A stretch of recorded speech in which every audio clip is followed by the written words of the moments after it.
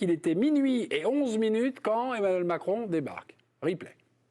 Claude Leroy, le roi de l'équipe du soir, est avec le président de la République. Bonsoir messieurs. Claude, vous êtes avec un invité surprise que tout le monde connaît. Bonsoir mes amis. Oui, bon, juste moi, la première question, c'est, on a déjeuné et vous parliez de toute l'admiration que vous aviez, Monsieur le Président, pour cette équipe du Maroc. Et maintenant, on y est, mais l'admiration reste. On est venu pour gagner. Bonjour à tous et toutes. Non, on était venu pour gagner, mais ils nous ont fait souffrir. Et on savait que ce serait pas facile. Donc c'était une bonne chose de marquer en premier d'une part, et après de tenir. Mais il y a eu quelques minutes qui ont été difficiles.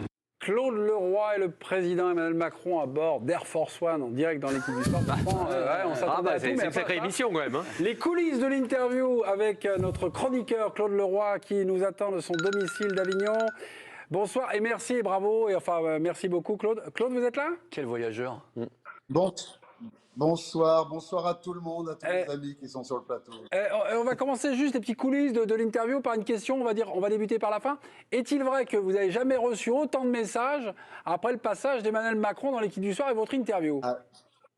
Ah oui, c'est vrai. Ça paraît incroyable parce qu'il était tard en plus, donc j'ai été étonné que finalement votre émission a un petit peu de succès, quoi. Voilà. Il a retrouvé un club? Question. Et Claude, on vous connaît comme coach de foot. Comment vous arrivez à vous retrouver dans l'avion du président de la République? Là, ça demande un petit peu de pédagogie, d'éclaircissement. Qu'est-ce qui se passe? Un homme de gauche. Hein. Non, c'est pas. Oui, je suis un homme de gauche. Je serai toujours un homme de gauche. C'est la première fois que je n'ai pas voté à gauche, c'est en 2017 que j'ai voté pour le président Emmanuel Macron. Ouais. Et je lui ai dit. Ça permet et je suis resté d'une Non, pas du tout. Non. J'ai jamais été un courtisan et je n'ai jamais demandé quoi que ce soit. Mais notre rencontre s'est passée la première fois au sommet Afrique-France à Montpellier. Voilà, je pense que ça s'est bien passé. Et on a eu une longue discussion sur ce que j'avais fait, quelle était ma perception de la relation avec l'Afrique. Et après, il m'a invité dans le voyage officiel au Cameroun et au Bénin, où on a continué de longues discussions. On part sur des projets importants de terrain de proximité avec l'Agence française de développement. Et puis l'autre jour, j'ai reçu l'invitation pour la demi-finale. Quand vous lui avez proposé de faire quand vous lui avez proposé de faire une interview dans l'équipe du soir, est-ce qu'il a tout de suite accepté ou il est allé voir ses conseillers? Ça a un peu gambergé ou non? Pas du tout. Dans la seconde, il m'a dit banco. Ok. Non. On va il a juste regretté à la fin de ne pas avoir pu parler un tout petit peu plus et de donner un grand bonjour à Didier Roustan. Oh, le président à président. Bah oui, mais là, c'est les grands de ce monde. Là on n'est pas invité. On va écouter un petit extrait d'Emmanuel Macron parlant de la finale, pas de la demi-finale, mais la finale France-Argentine. Extrait. Et écoutons le président. Je pense qu'on est favori. Je pense chaque match, ils ont mieux joué. Donc c'est une équipe qui est en très forte progression. Ils n'étaient pas manchots hier. Après, ça repose sur moins de joueurs que sur nous. Ils sont, à mon avis, moins solides et moins complets.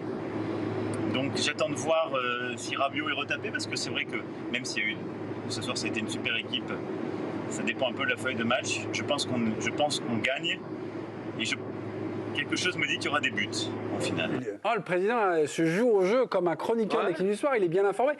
Claude, quand il vous parle de foot comme ça, un peu hors caméra, est-ce que aussi vous êtes frappé? Il est bien informé?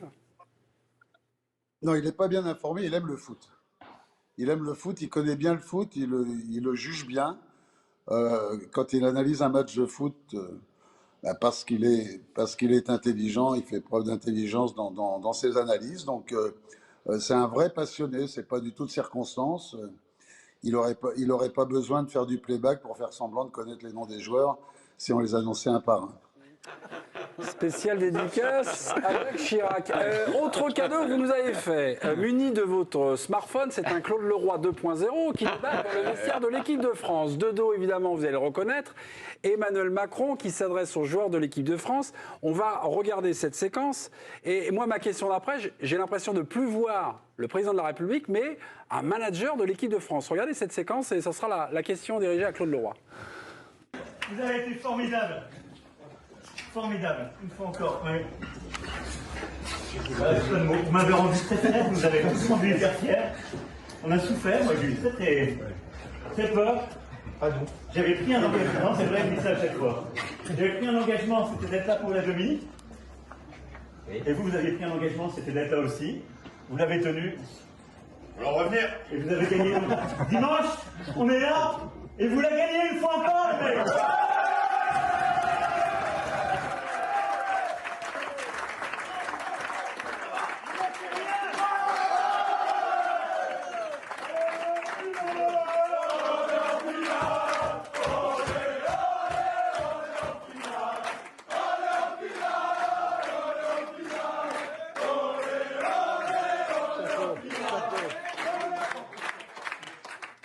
Claude, face aux joueurs, j'ai l'impression qu'il n'y a plus de président de la République, il y a une sorte de manager, un entraîneur de foot. Non, vous avez ce sentiment-là ou pas? Oui, c'est quelqu'un qui aime ce staff, qui aime les joueurs. C'est pour ça que quand je vois certains comportements, je vous dis, moi, je ne suis pas quelqu'un qui fait la promotion du président de la République, mais dans son comportement du quotidien, quand on est avec lui longtemps, et moi j'ai passé plusieurs jours en Afrique, quand j'entends les gens qui parlent de sa façon supérieure de s'adresser, les pisserois ou les inaptes au bonheur qui en permanence le critiquent, moi je suis assez étonné parce que j'ai affaire à quelqu'un, c'est vrai, qui a des positions très fermes quelquefois, qui sait où il veut aller, mais qui est toujours à l'écoute de tout le monde. Et en ce qui concerne le foot, c'est un vrai amoureux du football. Il adore ce jeu, il adore le monde du foot, il adore les joueurs.